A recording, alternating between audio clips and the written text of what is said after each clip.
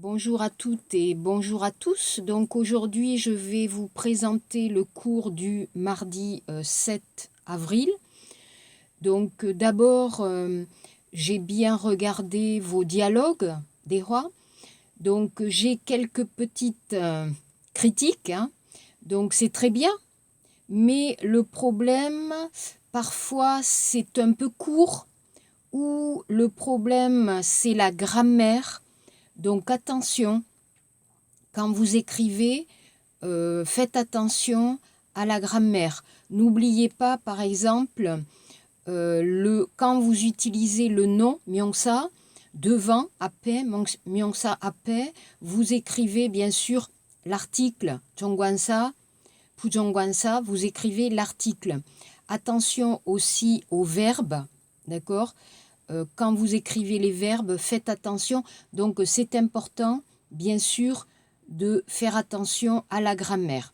Aussi, pour le dialogue sur les invitations, je vous avais donné du vocabulaire. Vous vous souvenez?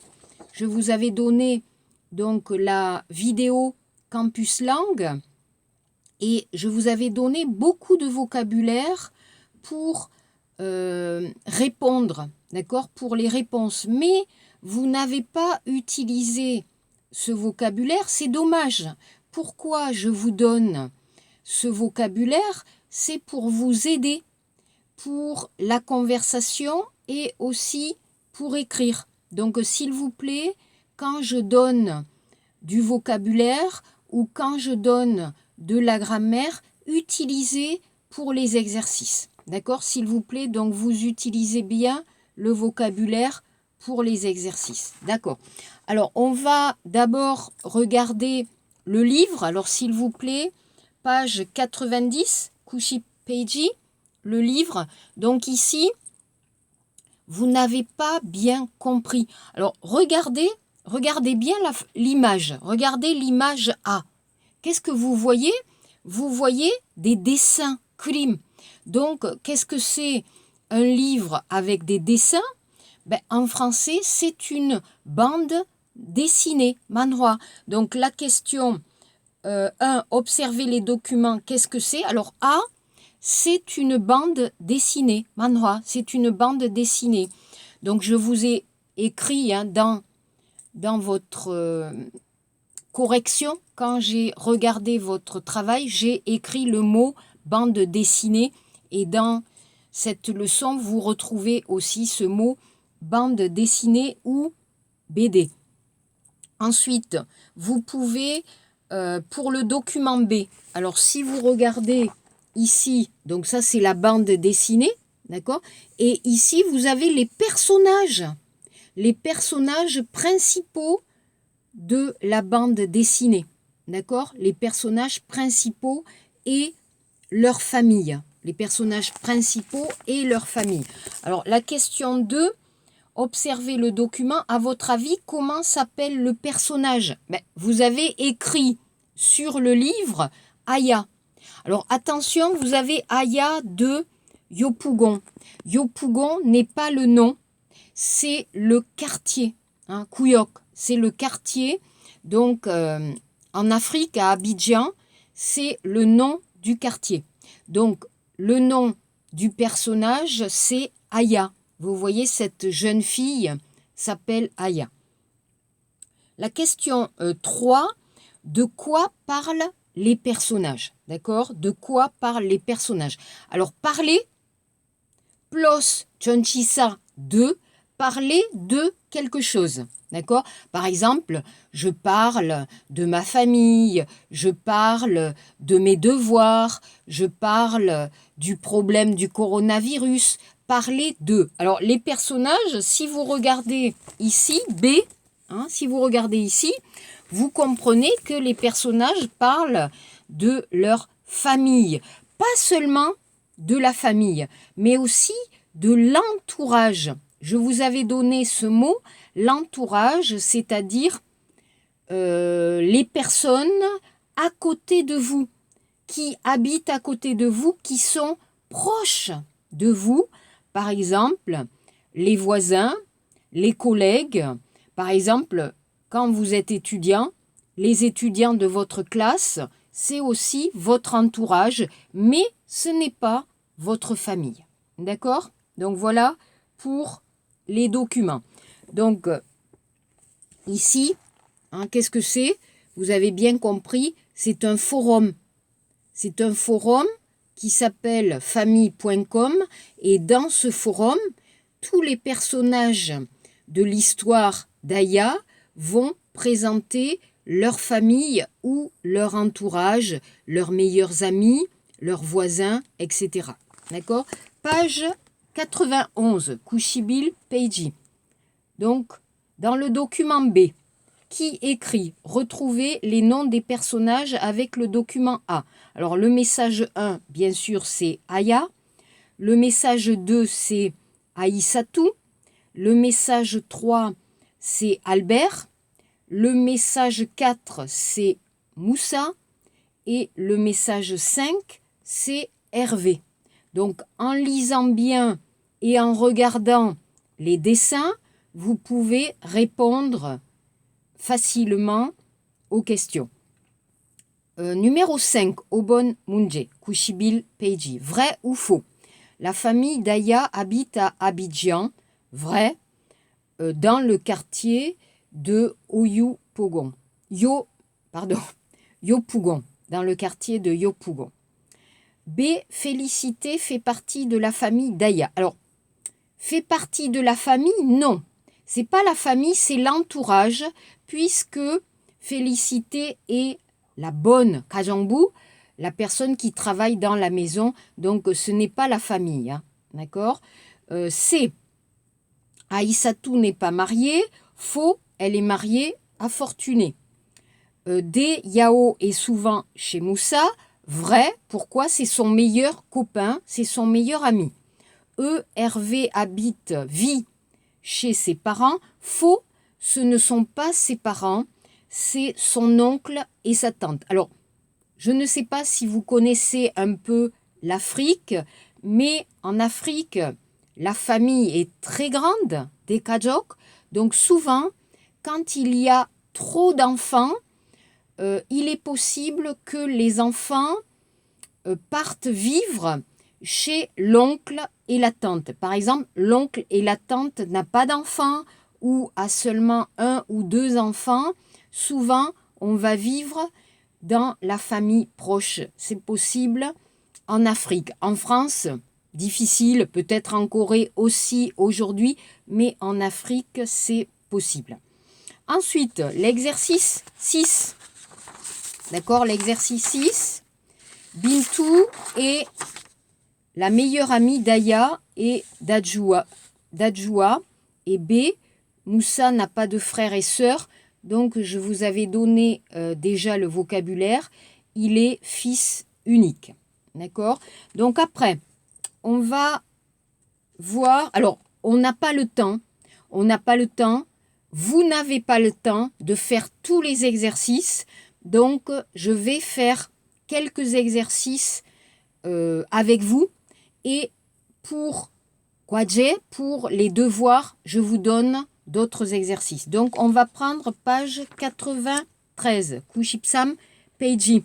D'accord? On regarde page 93. L'exercice 1. 1A. Lisez les présentations et complétez l'arbre généalogique de Léa. Donc, si vous regardez, je suis Yvon. Je suis le mari de Rosa et j'ai 3 enfants, 2 filles et un fils. Donc, vous écrivez dans l'arbre généalogique, vous écrivez ici, là. Donc, Yvon, c'est son grand-père. D'accord? Son grand-père. Yvon, son grand-père. B. Moi, c'est Sam.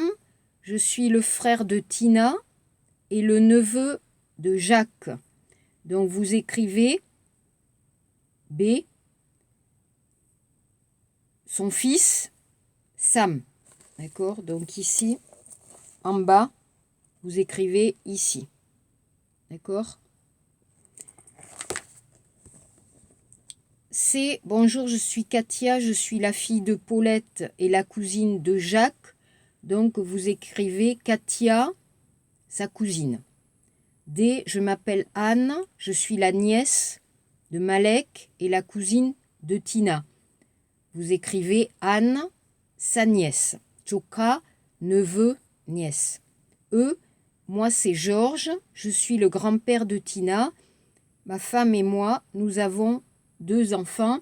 Donc vous écrivez ses parents, Lise et Georges. D'accord? Donc vous complétez l'arbre généalogique. Ok? B. Regardez en bas. Complétez. Ici. B. D'accord? B en bas. Lise est la fille d'Yvon et la mère de Léa. B. Katia est la petite fille d'Yvon et de Rosa. C. Serge est l'oncle de Jacques. D. Georges est le père de Léa et le grand-père d'Anne. E. Tina est la nièce de Jacques et la sœur de Sam. Donc vous complétez bien et vous apprenez bien le vocabulaire pour la famille, spécialement le père, la mère, le frère, la sœur, le grand-père, la grand-mère, l'oncle, la tante, le cousin, la cousine, la petite fille, le petit-fils. Alors tout ce vocabulaire important est moins difficile qu'en coréen. En coréen, c'est très difficile. En français, ça va. Vous pouvez facilement l'apprendre. Ok. Donc après, vous regardez ici, numéro 2. Elle habite dans ma rue, c'est ma voisine. Nina est ma meilleure amie. Nous nous disons tout. C'est j'adore mon travail et mes collègues sont très sympathiques. Alors par exemple, vous à l'université, vous ne travaillez pas. Vous êtes étudiant.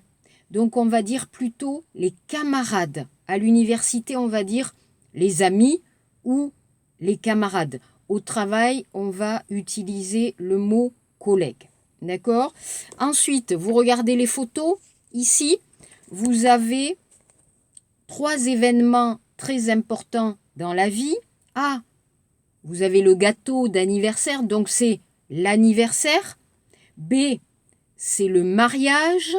Et C, c'est la naissance. Donc ici, vous avez 3 événements importants de la vie. D'accord?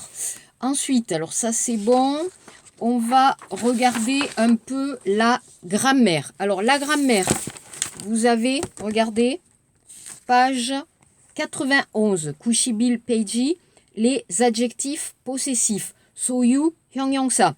Donc, mon, ton, son, notre, votre, leur. Complétez, hein. Mon, ton, son, notre, votre, leur. Ma, ta, sa, notre, votre, leur. Pluriel, mes, tes, ses, nos, nos, vos, leurs. Donc apprenez bien les adjectifs possessifs soyu, hyongyangsa. Donc l'adjectif possessif est utilisé pour indiquer une possession, soyu. Par exemple, c'est mon livre, c'est ma veste, jacket. Ou pour la relation entre des personnes, sai. Exemple, je te présente mes parents, je te présente mon frère. Ou une relation entre des choses, des lieux ou des personnes. Mon appartement, alors c'est une chose, hein, mon appartement est à Lyon. Donc n'oubliez pas, attention, attention, regardez le nom, myongsa. Masculin, masculin, féminin, féminin, pluriel, pluriel. Vous devez changer l'adjectif avec le nom. N'oubliez pas. Attention, université. Université, par exemple, c'est féminin. Une université. Mais on ne peut pas écrire ma université. Pourquoi? Voyelle, voyelle, impossible. Donc, mon université. N'oubliez pas le problème du nom, myongsa, qui commence par une voyelle. 모음, problème phonétique. 발음 문제, n'oubliez pas. D'accord. Ensuite, vous avez page 92, Kushibi Peiji, le passé composé. Donc très important, 복합 과거, très important le passé composé pour exprimer le passé 과거. Donc, comment vous écrivez le passé composé? Vous utilisez le verbe avoir ou être au présent avec le participe passé. 과거 분사. D'accord? Alors, verbe avoir, verbe être facile au présent. Le problème, 과거 분사. Le participe passé. Alors, les verbes du premier groupe, comme chanter, manger, danser, c'est facile. J'ai chanté et. J'ai mangé et. Pas de problème. Deuxième groupe, IR, finir, dormir. J'ai fini i, j'ai dormi i. Mais attention, il y a beaucoup de verbes irréguliers, küçük, donc ça. Donc je vais vous donner un PDF pour connaître un peu. Par exemple, apprendre. J'ai appris, A-P-P-R-I-S. Prendre, par exemple, prendre le bus. J'ai pris, P-R-I-S, le bus. Vouloir, pouvoir, d'accord? J'ai voulu. Pouvoir, j'ai pu, d'accord? Donc il y a beaucoup de participes passés irréguliers. Donc je vais vous donner le PDF pour apprendre un peu les participes passés. Alors dans la leçon, on va voir avec le verbe avoir, mais vous avez aussi le verbe être. Alors vous savez bien qu'avec le verbe avoir, j'ai mangé, tu as mangé, il a mangé, nous avons mangé, vous avez mangé, ils ont mangé, et participe passé ne change pas, d'accord? Mais quand vous utilisez le verbe être, le participe passé va changer. Donc attention, mais on va étudier plus tard, après, d'accord? Donc je vous donne ici, vous voyez, Kushibi Peiji, vous avez l'exercice 2, vous voyez l'exercice 2, donc elle a eu un bébé, B, vous n'avez pas envoyé, et tu as dormi, I, j'ai pris, P-R-I-S, et ils ont appelé, et. Donc attention, apprenez bien le passé composé, d'accord? Ensuite, on va voir, d'accord, la nouvelle leçon, d'accord? Donc vous regardez bien, page, pardon, alors oui, page 92, Kushibi Peiji. Donc je vais vous donner des exercices pour cette leçon. En haut, 8, Kushibi Peiji 8. Voici le faire part. Alors qu'est-ce que c'est le faire part? C'est un message. Alors c'est un message écrit, une carte, ou un message envoyé, d'accord? Message, par le téléphone, alors par KakaoTalk, où vous annoncez un événement important. Pour l'anniversaire, 생일. Pour le mariage, 결혼. Pour la naissance, 출생. Pour Noël, Christmas. Pour la nouvelle année, 신년. Vous allez envoyer. Alors les Français adorent écrire. Donc on aime bien choisir une jolie photo, une jolie image pour Noël ou pour la nouvelle année, et pour envoyer, pour féliciter à nos amis, à notre famille. Donc pour nous, le faire part est très important. Je sais qu'en Corée, spécialement, on va écrire pour le mariage. Quand il y a un mariage, on va envoyer 초대카드, une carte d'invitation. Par exemple, moi, je vais envoyer une carte. Vous, qu'est-ce que vous faites? En Corée, rien. En France, il faut répondre. 대답하세요. vous répondez par téléphone ou par une lettre. Vous pouvez répondre, il faut répondre quand on vous envoie un message ou une carte. Il est important de répondre. Donc, ici, deux verbes importants. Alors, en coréen, 축하다. En français, deux verbes. Souhaiter, féliciter. Deux noms. Souhaiter, un souhait. Féliciter, félicitations. Donc, c'est possible d'écrire « Je te félicite pour ton mariage » ou « Toutes mes félicitations ». Vous avez plusieurs formes, plusieurs expressions pour exprimer 표현하다, vos félicitations, vos souhaits. Voilà. Donc, alors, je sais, le système LMS est vraiment difficile. Pour vous, beaucoup de travail, 과제 많아요, 숙제 많아요. Mais pour moi aussi, préparer, faire la vidéo, c'est vraiment difficile. D'accord? Donc, on va essayer, d'accord? On va essayer. Alors, pendant la semaine, je vais donner un petit exercice, un ou deux, pas trop difficile, parce que je sais, pour vous, vous avez aussi beaucoup de travail, je comprends. D'accord? Donc, vous allez faire l'exercice, les exercices page 92 et pour les faire part. Et on se voit donc le jeudi. Alors, bonne chance, bon courage, travaillez bien et à jeudi. Au revoir.